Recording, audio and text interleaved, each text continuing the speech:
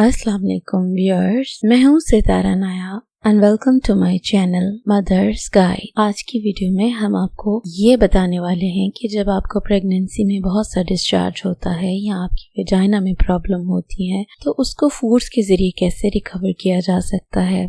आज की वीडियो में हम आपको ऐसी 8 फूड्स बताने वाले हैं जिनके इस्तेमाल से अगर आपके वेजाइना में इन्फेक्शन होगा तो वो दूर हो जाएगा या वेजाइना में इन्फेक्शन होने के चांसेस कम हो जाएंगे। क्योंकि अगर आप ध्यान से फूड्स को चूज ना करें तो फिर कुछ चीजें ऐसी होती हैं जिससे आपकी रिप्रोडक्टिव पार्ट्स की हेल्थ खराब हो जाती है। अमूमी तौर पे वेजाइना की जो पीएच होती है वो 3.8 से 4.2 होती है, लेकिन ये डिपेंड करती है कि आपकी माहवारी की कौन सी स्टेज है, आपकी उम्र कितनी है और ये कि आपके एनवायरनमेंट में बैक्टीरिया और फंजाई कितने हैं। जब आपकी वेजाइना की नेचुरल एसिडिटी चेंज होती है तो आपकी वेजाइना में मसला स्टार्ट हो जाता है। इसलिए ऐसी फूड्स का इस्तेमाल करेंगे जो इसकी पीएच को मेंटेन रखे।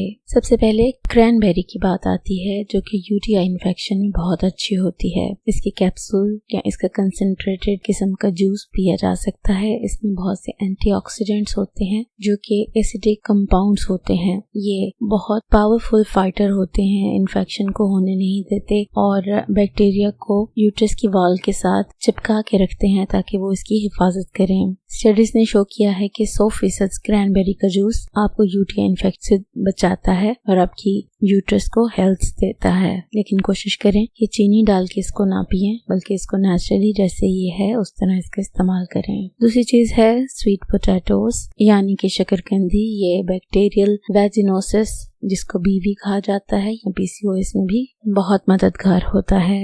इसके अंदर बीटा कैरोटीन और विटामिन ए होते हैं जो कि आपकी म्यूकस मेम्ब्रेन को हेल्दी बनाते हैं और वेजाइना के जो टिश्यूज हैं उनको भी मजबूत करते हैं। अगर आपके जिस्म में vitamin A, C, D, E, calcium, folate और बीटा कैरोटीन की कमी हो तो इससे आपके जिस्म में बीवी यानी कि बैक्टीरियल वेजिनोसिस का खदशा बढ़ जाता है और इससे फिर इन्फेक्शन हो जाता है, डिस्चार्ज बढ़ जाता है। अगर आप अपनी फूड में स्वीट पोटैटोस को इस्तेमाल करेंगे, इसमें काफी मिकदार में फाइबर्स होते हैं। ये आपके जिस्म में इंसुलिन के लेवल को मेंटेन करते हैं और इस तरह से पीसीओएस में भी मदद देते हैं। तीसरी चीज है प्रोबायोटिक्स। ये बीवी के लिए बहुत अच्छे होते हैं।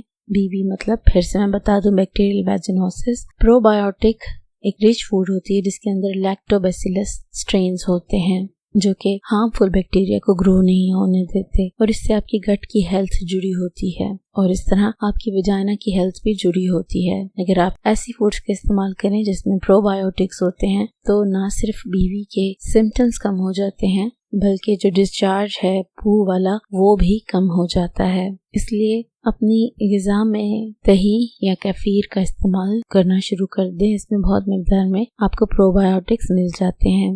नेक्स्ट चीज है ओमेगा 3 फैटी एसिड। ये आपकी सर्कुलेशन और खावन से मिलने की चाहत और माहवारी में होने वाले दर्द को डील करता है।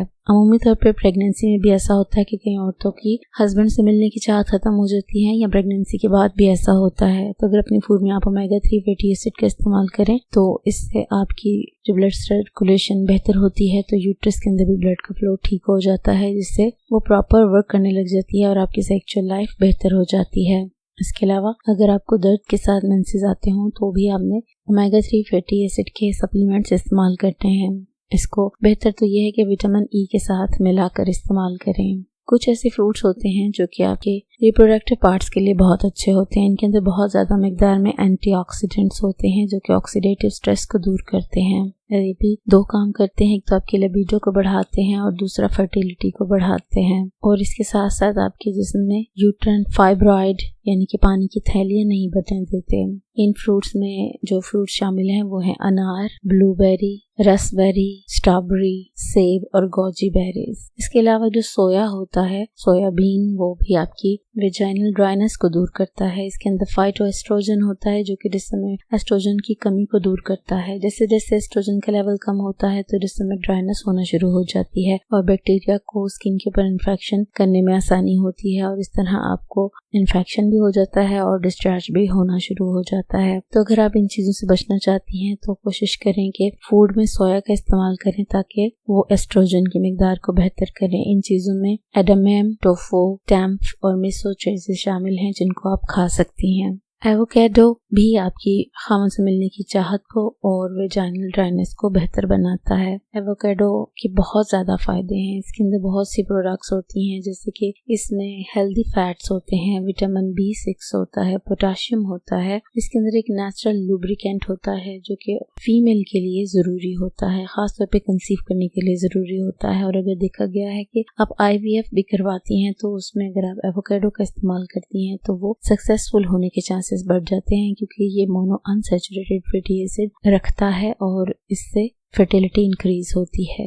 इसके बाद डार्क पत्तों वाली, डार्क ग्रीन पत्तों वाली जो सब्जियां होती हैं उनका आपने इस्तेमाल करना है। इससे कि ब्लड सर्कुलेशन ठीक होती है, लिबिडो ठीक होती है और वेजाइनल ड्राइनेस ठीक होती है। और जब ये चीज़ें ठीक होती हैं तो इन्फेक्शन नहीं होता और आपको फालतू के डिस्चार्ज, लेकोरिया, इस तरह की प्रॉब्लम्स नहीं होती। डार्क लीफी ग्रीन्स में एंटीऑक्सीडेंट्स होते हैं जो कि सर्कुलेशन बढ़ाते हैं। इसमें डाइट्री नाइट्रेट्स भी होते हैं जो कि ब्लड वेसल्स को लूज करते हैं और लूज करने की वजह से इसमें ब्लड ज़्यादा अच्छे से फ्लो करता है और फ्लो इंक्रीज हो जाता है और इस तरह वेजाइनल ड्राइनेस दूर हो जाती है और हस्बैंड से मिलने की चाहत बेहतर हो जाती है। इसमें आपके जो वेजाइना के मसल होते हैं वो भी बेहतर हो जाते हैं। इसको अगर आप विटामिन E, मैग्नीशियम और कैल्शियम के साथ मिला कर लें तो फिर ज़्यादा बेहतर होता है। कुछ ऐसी फूड्स होती हैं जो कि आपने नहीं इस्तेमाल करनी है, बहुत कम करनी है। उनमें ऐसी चीज़ें होती हैं जिससे आपके जिस्म से बदबू आने लग जाती है। अगर आपको डिस्चार्ज हो रहा है तो उसमें भी स्मेल आने लग जाती है। इन चीज़ों में जो चीज़ें शामिल हैं वो है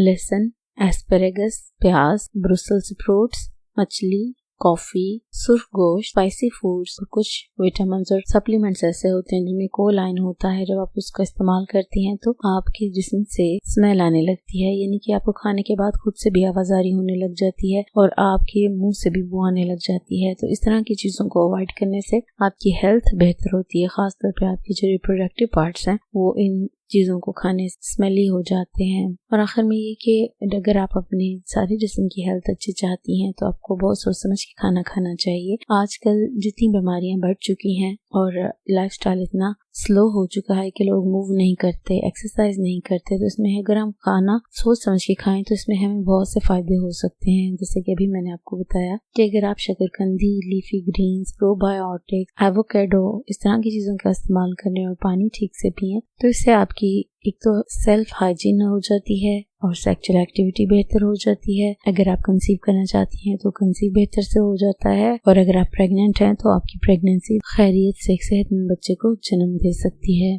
तो अपनी फूड पे इन चीज़ों का खुद भी ख्याल रखें और उन बहनों का भी ख्याल रखें जो प्रेग्नेंट हैं, उन तक ये इन्फॉर्मेशन ज़रूर पहुंचाएं क्योंकि कुछ सिंपल सी फूड्स होती हैं जो हमारे घर में मौजूद होती हैं लेकिन हम उनके बारे में इन्फॉर्मेशन नहीं होती और इसी वजह से हम उनसे फ़ायदा नहीं उठा पाते। आप इनमें से कौन सी चीज़ों का इस्तेमाल करती हैं हमें ज़रूर बताइएगा। शुक्रिया।